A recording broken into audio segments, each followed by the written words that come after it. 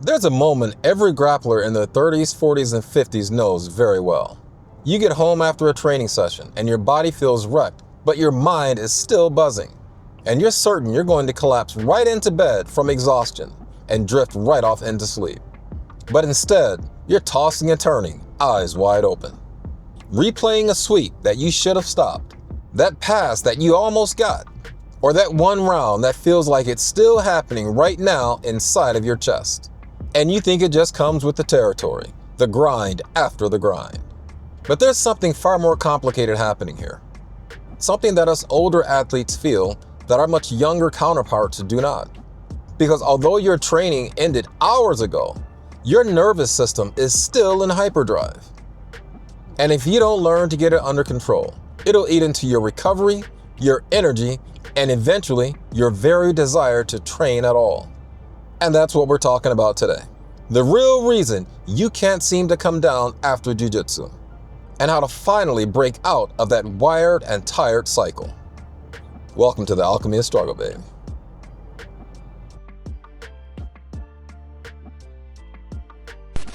For years, I've heard guys complain about how they're unable to turn off their brains after training. They get home after training, completely wrecked, and then the real fight starts later when they're trying to go to sleep.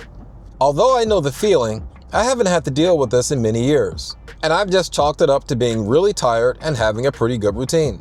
But while researching this topic and digging into this issue that so many older grapplers deal with, I discovered something unexpected. Older grapplers who don't have this problem aren't immune to it. They're probably just unknowingly canceling it out, myself included. And what I found explains why so many older grapplers remain wired after training and others do not.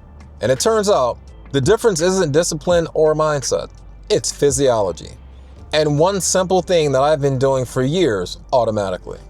And it turns out there's scientific research that explains the whole thing, but most importantly, how to fix it.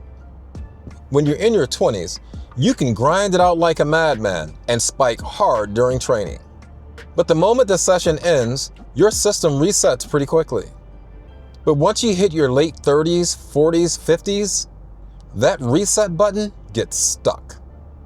The training session is over, the gym is closed, and you're at home brushing your teeth. But your body is still in threat response mode. And there's this term from Stanford neuroscientist Robert Sapolsky called glucocorticoid resistance. It sounds fancy, but it just means that your off switch is broken. This is one of the side effects of aging. Basically, your body just stays in fight mode far longer than it's supposed to. And this is why older grapplers still feel wired long after their younger counterparts are sleeping like babies. And if you're nodding your head right now, if you're one of those people staring up at the ceiling at midnight, replaying all that crap in your head, do me a favor and type the word wired in the comments so that other people know that it's not just them. The problem is that there's this collision that happens between cortisol and melatonin. Cortisol is what wakes you up and gets you ready for the day, but melatonin is what puts you down for the night.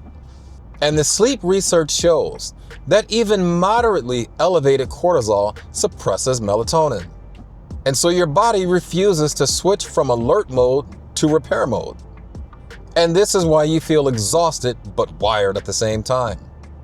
The door that lets in sleep is wide open, but there's a big ass hormonal bouncer blocking the entrance. So you leave class and replay those rounds the entire drive home.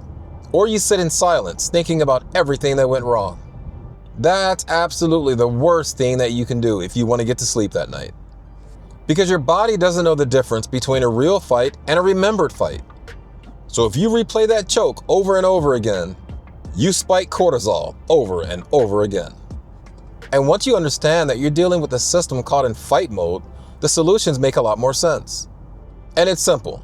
3 simple resets that tell your body, dude, the fight's over. It's time to chill. Because it's not enough to know how to defend yourself and to choke another person.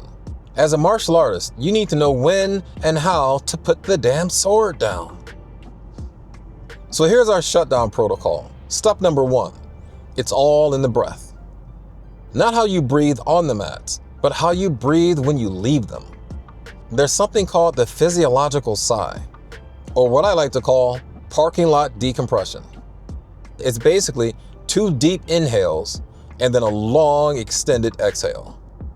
Before you even turn on the ignition, before you check your phone or drive off, you do 10 physiological sighs first.